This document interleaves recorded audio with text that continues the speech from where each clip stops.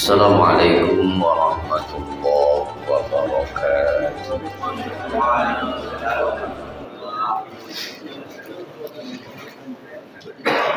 Kita lanjutkan masih pembahasannya di bab takwa, baru hadis kedua terakhir itu ya. Sekarang hadis yang ketiga. Bismillahirrahmanirrahim. An Ibni Mas'udin, dari Ibnu Mas'ud, yakni Abdullah bin Mas'ud.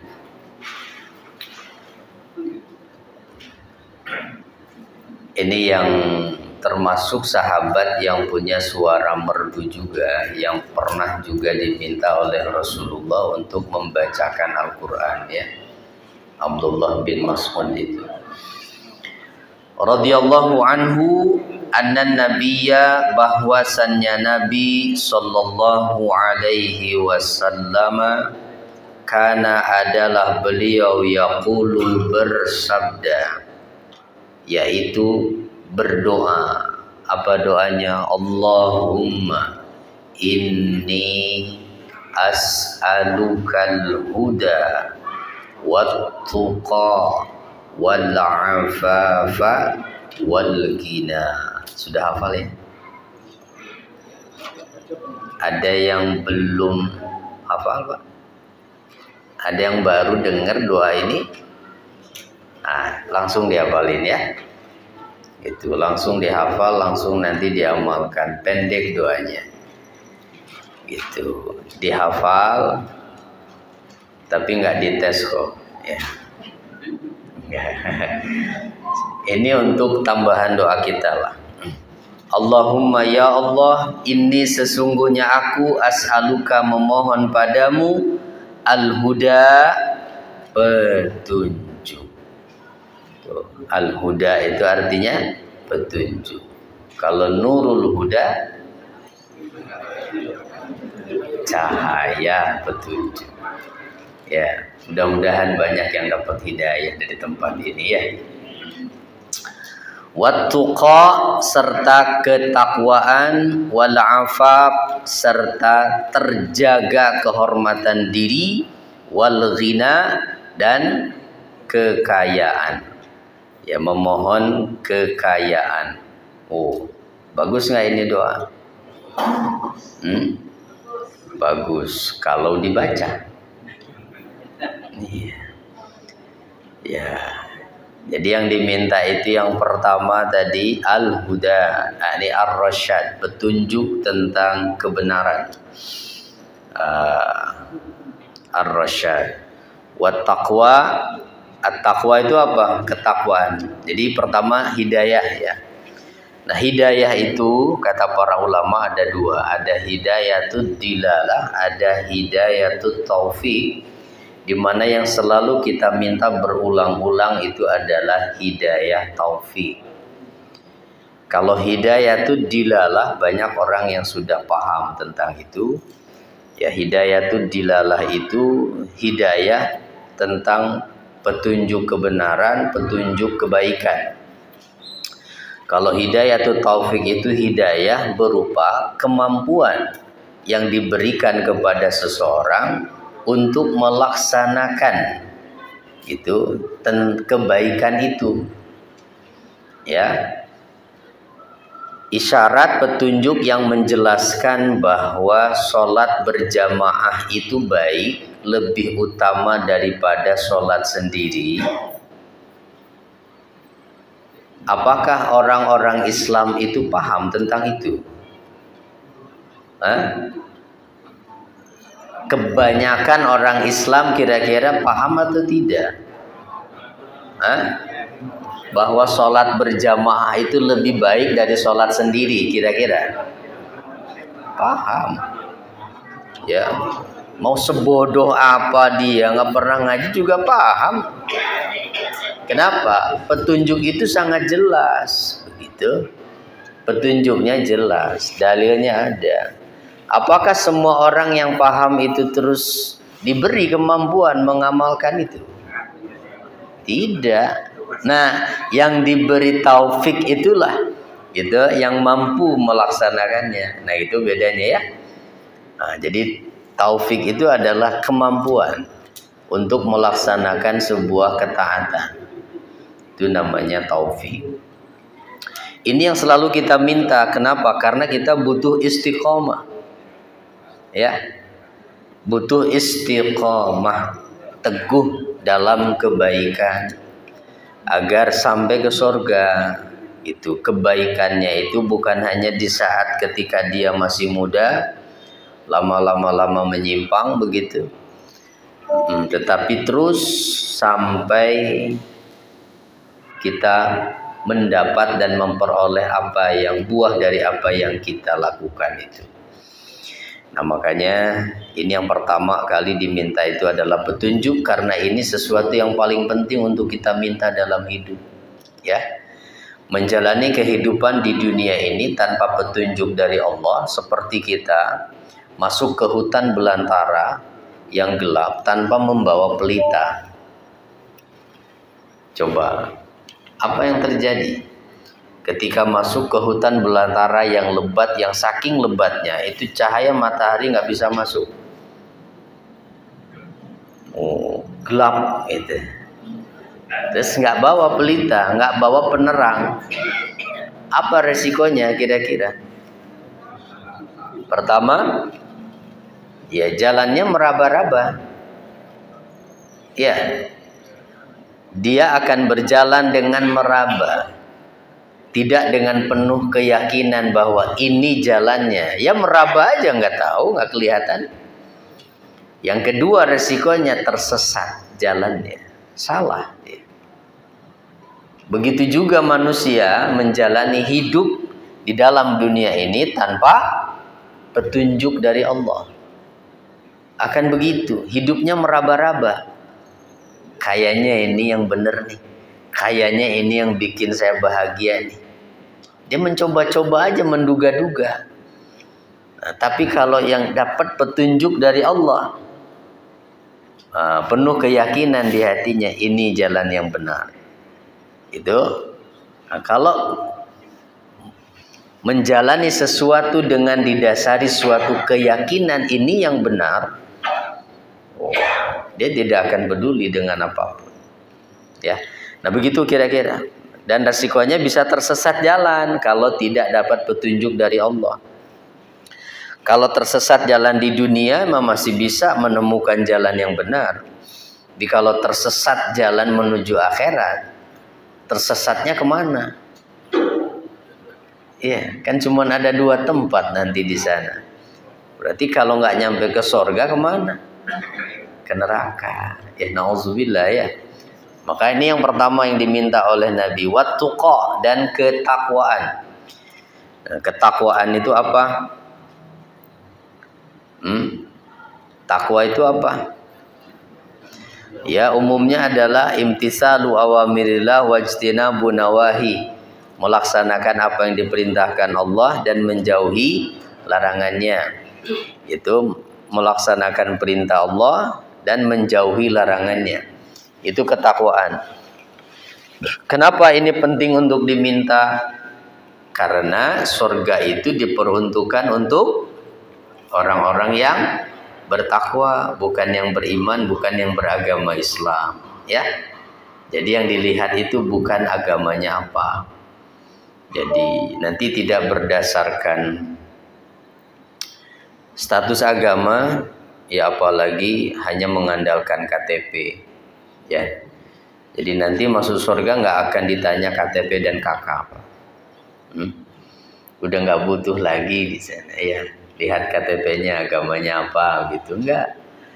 Tapi yang dilihat, yang menentukan kita berhak masuk surga atau atau tidak itu nilai ketakwaan kita. Jadi yang akan ditimbang nanti itu adalah nilai-nilai ketakwaan yang ada pada diri kita. Maka ini yang diminta yang kedua. Takwa selalu pada Allah. Ya. Yang diperintahkan oleh Nabi di hadis lain, ittaqillah haitsuma kunta. Bertakwalah kamu di mana saja kamu berada. Itu di masjid takwa, di luar masjid takwa, di rumah takwa. Di kantor takwa. Ya di mana saja takwa. Itu di diskotik takwa juga. Bagaimana takwanya? Jogetnya pakai peci gitu. Ya itu sih nggak cocok lah ya. Mau berkonsep saya mah sambil dakwah jual tempatnya tempat maksiat mah ya. Dan orang bertakwa pasti nggak akan suka tempat-tempat begitu. Ya, tidak akan suka tempat-tempat seperti itu. Orang yang bertakwa akan mencintai orang-orang yang bertakwa. Orang bertakwa akan mencintai Allah dan mencintai apa yang dicintai Allah dan orang-orang yang mencintai Allah. Ya, serta tempat-tempat yang dicintai oleh Allah. Membenci perbuatan yang dibenci oleh Allah dan membenci orang-orang yang dibenci oleh Allah. Nah, itulah orang bertakwa, ya. Lalu apalagi al-afaf. Al-afaf itu at-tanazzuh amma la yubah wal kaffu anhu. Secara umum afaf itu adalah terjaga diri dari melakukan sesuatu yang tidak diperbolehkan dalam agama dan bisa menahan diri dari itu. Itu afaf, ya. Afaf itu sifatnya, orangnya afif. Jadi orang yang bisa menjaga diri itu afif. Kalau perempuan afifah. Bagus tuh buat nama ya. Afif. Al-afaf. Kalau dalam urusan harta, ta'affuf, ada istilah ta'affuf ya. Yahsabuhumul jahiluna jahilu agniya aminat ta'affuf.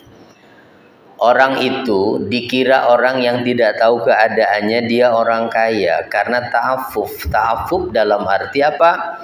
Menjaga diri dari meminta, menjaga diri dari melakukan sesuatu yang dapat menghinakan dirinya, yaitu meminta-minta kepada sesama manusia. Orang mukmin yang bertakwa tidak akan pernah melakukan itu walaupun dia sangat membutuhkan.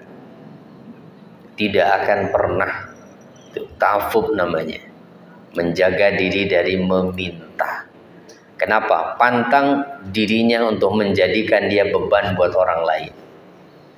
Apalagi terus-menerus mengandalkan. Ya. Karena mohon maaf, ada yang mentalnya seperti itu. Ya, ketika dibantu itu merasa keenakan.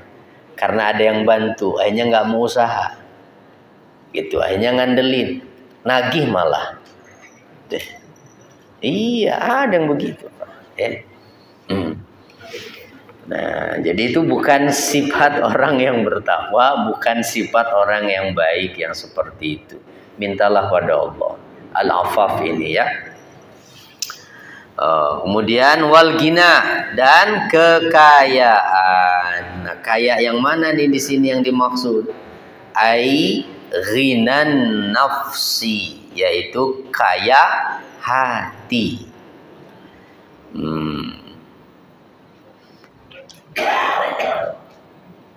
Jadi bukan kaya harta.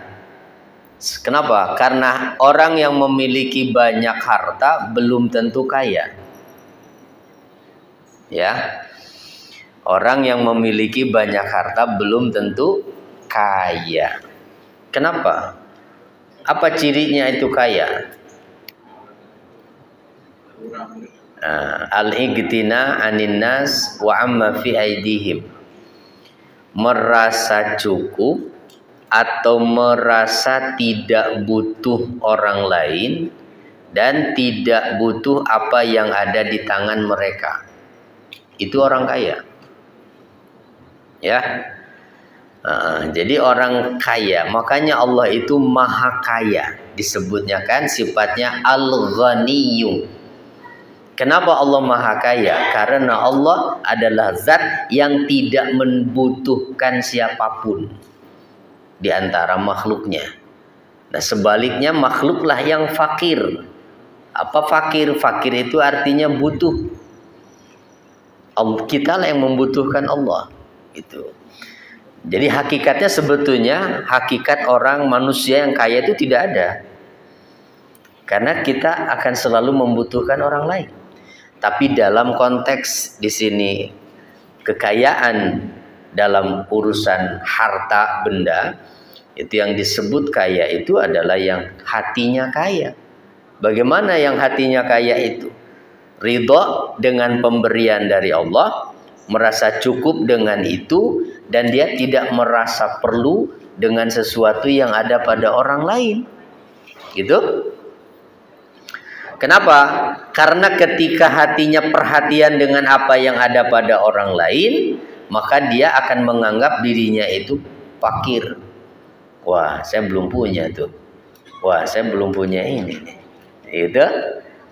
Nah, maka orang kemudian kan disebut qanaah itu ya, yang sikap seperti itu. Maka orang kaya sebanyak apapun dia punya harta, kalau tidak ada qanaahnya, dia belum kaya. Orang fakir walaupun tidak memiliki harta kekayaan, kalau diberikan qanaah hatinya, maka dialah orang yang kaya. Itu Pak, ya. Jadi ketika kita tidak perhatian dengan apa yang ada pada orang lain, yang menjadikan kita itu merasa kurang itu kan ketika kita membandingkan. Ya, tetangga saya punya motor, saya belum punya motor. Pengen dong saya juga, ya. Tapi kalau dia merasa ridho dengan sepeda yang dia punya, dia nggak peduli dengan motor tetangganya. Dia merasa bahagia tuh hidupnya, menikmati jalan kemana-mana pakai sepedanya itu. Alhamdulillah ya Allah, saya masih dikasih sepeda gitu. Itu. Tapi kalau hatinya selalu perhatian dengan motor tetangga, tersiksa. Kapan saya punya motor? Kapan nih? Panas dingin. Coba ya. Nah, ini perlu latihan ya memang. Begitu tuh. Merasa tidak perlu perhatian dengan apa yang ada pada orang lain. Terserah tetanggamu memiliki apapun. Kita meridho dengan apa yang Allah berikan, ya. Kenapa? Karena yang mengatur rezeki siapa? Allah. Yang menjadikan orang kaya atau miskin siapa? Allah. Berarti kekayaan itu ya hanya bisa diraih dengan orang itu bisa kaya karena sebab apa?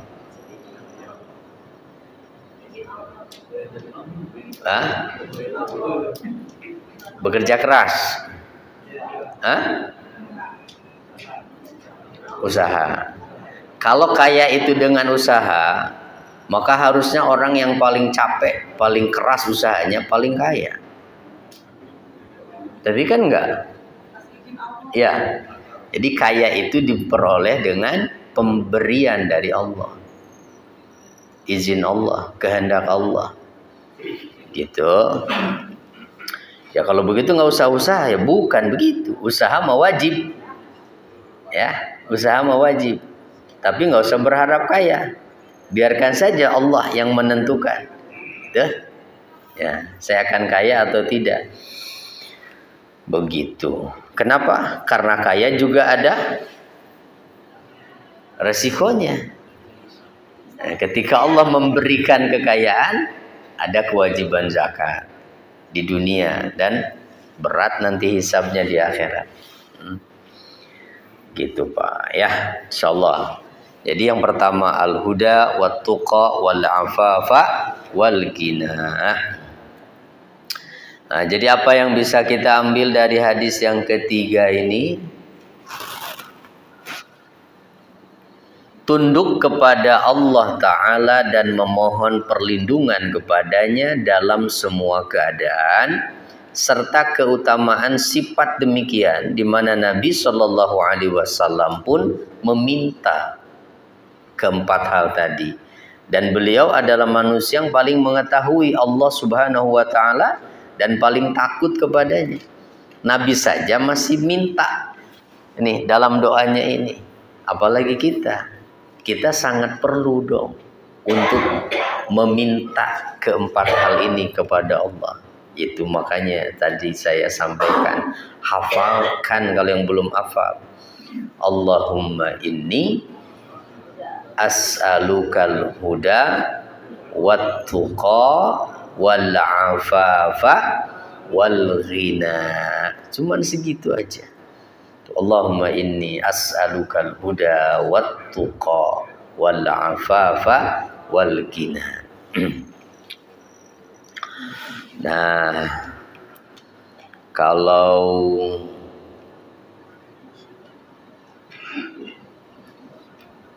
minta, kalau tadi dikatakan kan katanya kaya itu pembagian dari Allah ya. Berarti boleh dong kita minta kaya? Boleh, kan ini yang disini juga minta kaya. Ya. Nah, tetapi kaya terutama kaya hatinya. Kalau Allah tidak memberikan kaya pada harta benda, bukan berarti Allah tidak mendengar doa kita, ya. Nah, terserah mau ngamalin ayat 1000 dinar, mau sering baca waqiah, kan katanya begitu, rajin baca waqiah biar kaya, sampai keriting Qurannya dibaca terus. Nggak nambah-nambah tuh hartanya bisa. Ya karena sekali lagi ibadah amal kita itu tujuan utamanya bukan untuk memperoleh harta. Kaya miskin itu ketentuan Allah. Ya sudah, minta saja kekayaan, niatnya niat berdoa, niat ibadah. Allah berikan kekayaan itu atau tidak, serahkan pada Allah saja. Ya, dan siapkan mentalnya supaya kalau Allah kehendaki kita kaya, tidak menjadi orang kaya yang pelit. Makanya perkuat dulu imannya, ya. Itu jadi jangan suuzon kepada Allah. Jangan-jangan memang Allah menilai kita belum pantas jadi orang kaya, belum siap imannya gitu. Jangan-jangan kalau dikasih kekayaan banyak nanti dia nggak mau ngaji lagi ke Nurul Huda. Ya, berjamaahnya dia jauh gitu. Mungkin pindah rumah, jangan-jangan tuh nggak di Taman Kedaung lagi. Mana tuh, Pak? Pondok Indah yang nggak punya tetangga itu ya. Begitu, Pak. Makanya bersyukurlah Allah masih memberikan kita rezeki itu berkecukupan. Kan kata Nabi begitu, rezekinya orang bertakwa itu kafafan, berkecukupan, bukan berkelimpahan, melimpah ruah di mana-mana sampai enggak cukup tempat gitu, ya. Tapi berkecukupan, ya cukup aja, ya. Dan kadang-kadang orang bertakwa itu, ya min haitsu la yahtasibnya itu, ketika ia membutuhkan sesuatu tuh kadang-kadang sampai mentok dulu tuh. Aduh gimana? Bingung harus dari mana. Nah, tiba-tiba aja. Kadang-kadang ada jalannya. Nah, begitu. Tapi diuji dulu dengan kebingungan. Tapi tetap dia mengembalikan semuanya pada Allah. Ya. Baik. Kemudian yang keempat, ada 2 hadis lagi ini. Isya jam 7 lewat 9 masih ada ya. Dari Abu Tharib Adi bin Hatim At-Ta'i radhiyallahu anhu qala, ia berkata, sami'tu Rasulullah sallallahu alaihi wasallam yaqulu, saya mendengar Rasulullah sallallahu alaihi wasallam bersabda, man halafa ala yaminin thumma ra'a atqadillahi minha falyati at-taqwa. Siapa orang yang bersumpah lalu dia beranggapan bahwa dengan sumpahnya itu ia telah bertakwa kepada Allah, maka hendaklah dia melaksanakan sesuatu yang menunjang takwanya itu. Atau Kalau nggak begitu sebetulnya kurang tepat ini terjemahannya. Saya copy paste aja ini. Nih. Kalau yang lebih tepatnya begini. Siapa orang yang bersumpah atas suatu sumpah, artinya bersumpah, bernazar mau melakukan suatu perbuatan. Begitu. Summa ra'a atqa lillahi minha. Lalu dia melihat ada sesuatu perbuatan lain yang lebih bernilai takwa kepada Allah daripada perbuatan yang dia nazarkannya itu, gitu. Faliyati at-taqwa, maka hendaklah dia melaksanakan yang ketakwaan itu. Tinggalkan sudah sumpahnya, gitu. Gitu maksudnya, ya. Jadi walaupun terlanjur sudah bersumpah. Nah, itu maknanya itu. Jadi dari Adi bin Hatim At-Tai radhiyallahu anhu. Mana nih dalam tafsirnya di sini kita lihat. Man halafa ala yaminin ay al-halaf al-yamin kama taqulu halafa yahlif. Iya sama tadi itu. Summa ra'a atqa minha. Nah ini kan yang tadi itu. Summa ra'a atqa minha itu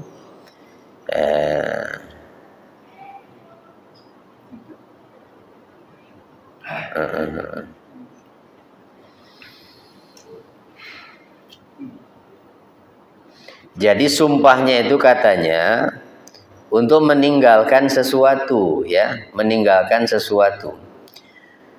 Wa hasiluhu anna man halafa ala tarki fi'li syai'in aw fi'lih fara'a ghairahu khairan minat tamadi 'alal yamin. Siapa orang yang bersumpah meninggalkan suatu perbuatan atau bersumpah melakukan suatu perbuatan, lalu dia melihat ada hal lain yang lebih baik dari terus-menerus berpegang pada sumpahnya, dan itu lebih takwa kepada Allah. Gitu, ya. Misalnya contoh di sini ka'an halafa layatrukan nas-sholata. Contoh orang bersumpah bahwa dia akan meninggalkan sholat, atau dia bersumpah akan meminum sesuatu yang memabukkan. Begitu? Kan berarti kalau dia bersumpah dengan melakukan sesuatu yang dilarang, kalau dia dalam dirinya ada keimanan, pasti dia melihat ada sesuatu yang lebih baik dari itu. Ya, maka wajib dia membatalkan sumpahnya gitu dan melakukan apa yang dipandang lebih baik gitu. Jadi kalau nazar itu jangan asal nazar, berarti gitu. Nazar itu boleh apabila yang menjadi sasaran nazarnya itu adalah perbuatan yang sunnah. Gitu, yang kategorinya itu sunnah, ya, boleh. Seperti apa? Bernazar mau apa? Misalnya puasa, nazar mau mengkhatamkan Quran, nazar mau baca surat Yasin 3 kali, misalnya begitu. Nah itu boleh, ya, nazar melakukan sesuatu. Kenapa? Walaupun hukumnya nazar itu pada dasarnya kata para ulama makruh. Ya, kenapa kok makruh nazar? Karena melakukan sesuatu yang dianjurkan gitu dengan harus memaksakan diri pakai nazar, sumpah gitu. Nggak harus pakai sumpah, lakukan aja kebaikan mah gitu. Seolah-olah kalau dia nggak nazar mah nggak akan melakukan itu gitu. Ya. Dan yang kedua, nazar itu tidak berlaku ketika dia bernazar melakukan yang diharamkan, ya, gitu, termasuk maksiat, atau bernazar melakukan sesuatu yang wajib. saya nazar pokoknya. Kalau dapat rezeki pagi ini saya mau sholat zuhur nanti. Ngapain nazar gitu. Ya. Nggak usah nazar itu. Nah, jadi tidak perlu bernazar untuk sesuatu yang wajib. Atau nazarnya melakukan sesuatu yang haram seperti tadi, ya. Saya nazar kalau anak saya lulus ini, saya mau keliling Taman Kedaung, telanjang. Misalnya gitu, orang gila itu ya. Nah, jangan kemudian beralasan, wah saya harus melaksanakan nazar ini karena terlanjur sudah bersumpah begitu. Padahal nazarnya itu sesuatu yang dilarang. Jangan. Itu. Jangan beralasan karena nazar itu, batalkan sudah. Lakukan yang lebih baik. Tetapi kalau sudah terlanjur sumpah, wajib kifarat. Nah, kifarat sumpah puasa itu 3 hari. Makanya nggak usahlah pakai sumpah-sumpahan ya. Melakukan kebaikan ya lakukan saja. Nah gitu Pak. Jadi apa nih faedahnya? Pertama, wajib mematuhi ketakwaan. Kedua, orang yang bernazar telah berazam melakukan suatu maksiat, ia tidak perlu melakukannya walaupun ia telah bersumpah untuk melakukan itu. Ia harus membatalkan sumpahnya dan membayar kafarat atas sumpahnya dan tidak melakukan kemaksiatan. Ya, tidak perlu. Kalau di Quran ada istilahnya ini. Ila. Kasus antara suami istri itu ada istilah ila. Ila itu adalah sumpah suami untuk tidak menggauli istrinya pada waktu tertentu, sekian bulan lamanya gitu. Saya bersumpah tidak akan menggauli istri saya. Nggak boleh itu begitu. Walaupun pakai sumpah. Ya. Nah, jadi suami yang melakukan itu harus membatalkan sumpahnya. Nggak boleh ya. Karena dulu di zaman jahiliyah itu digunakan untuk memadaratkan istri dengan alasan suami itu karena saya sudah terikat sumpah. Akhirnya dibiarkan istrinya terkatung-katung gitu. Alasannya saya sudah nazar pokoknya. Nah, nggak boleh begitu ya.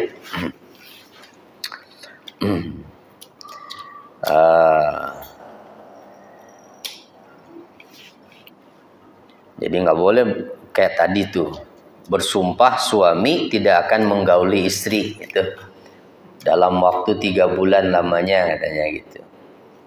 Nah, nggak ada di sini yang begitu ya.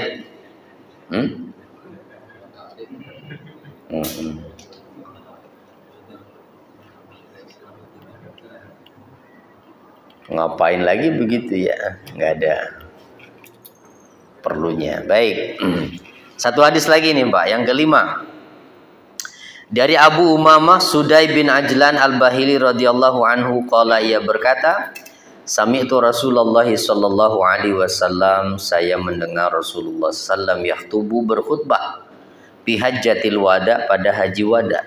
Haji terakhir, haji perpisahan, di mana di situ Nabi menyampaikan khutbah terakhir di Arafah itu. Setelah itu ya beliau dari tahun itu meninggal dunia.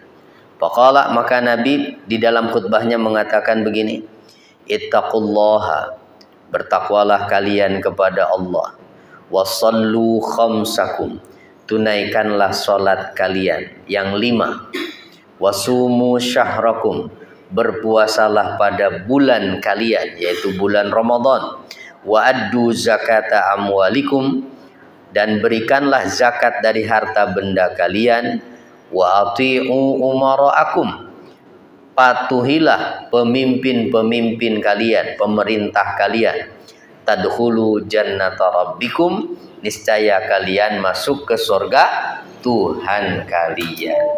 Ada berapa tuh tadi perintahnya? Yang dijamin masuk surga tuh 1, 2, 3, 4, 5. Ya.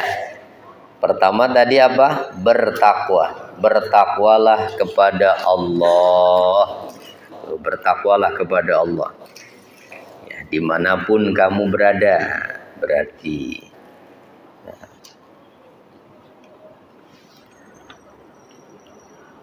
ittaqu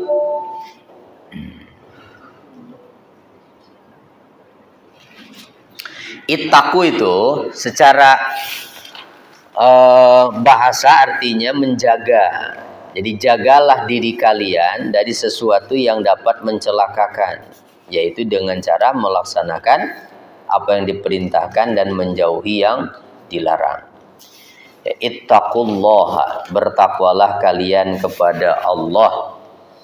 Lalu ini yang ada kaitannya dengan bab ya, takwa tadi itu. Sifat takwa ini dituntut di mana saja dan kapan saja, dan orang itu bisa atau mampu melakukan yang dilarang, yang diperintahkan dan meninggalkan yang dilarang ketika dia merasa diawasi oleh Allah. Nah, jadi ketakwaan itu adalah buah dari muraqabah. Muraqabah sudah kan, udah lewat ya. Itu makanya begitu urutannya. Jadi orang itu bisa takwa kalau di hatinya ada muraqabah, merasa diawasi oleh Allah. Kalau tidak ada muraqabah, nggak akan bisa orang bertakwa. Bisa-bisa orang mungkin hanya berbuat baik ketika ada orang lain saja. Tapi ketika dia sendirian, berubah pribadinya. Itu menjadi berlawanan 180 derajat. Berarti itu bukan orang bertakwa. Ya, karena orang bertakwa bisa menjaga ketakwaannya di mana saja. Ada orang, nggak ada orang, tetap tidak berubah. Ya, kenapa? Karena yakin di hatinya bahwa Allah melihat itu, Allah mengetahui itu. Nah, gitu Pak. Kemudian yang kedua apa perintahnya? Wasallu khamsakum, salatlah yang 5 waktu. Ini yang fardu itu ya. Nah, jadi nggak ada keringanan urusan sholat ya. Keringanan urusan sholat itu hanya dalam prakteknya. Kalau tidak mampu berdiri sambil duduk. Kalau nggak sanggup duduk, berbaring, kan gitu. Tapi tidak ada keringanan untuk menggugurkan kewajibannya atau tidak melaksanakannya. Tidak ada. Maka tidak ada cerita belum mampu bangun subuh terus gugur kewajiban sholat subuh. Itu ya.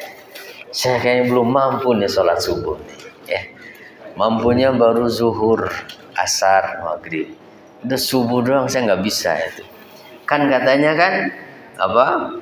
La yukallifullahu nafsan illa wus'aha. Allah itu tidak membebani kecuali sebatas kemampuan. Saya belum mampu sholat subuh. Nah, itu salah kaprah itu menerapkan dalilnya. Ya. Nah, kalau itu bertakwa sesuai kemauan itu, bukan sesuai kemampuan. Jadi kalau merasa belum mampu sholat subuh, bukan dalil yang salah, yang harus bukan dalil yang harus menyesuaikan dengan dirinya, tapi dia yang harus menyesuaikan.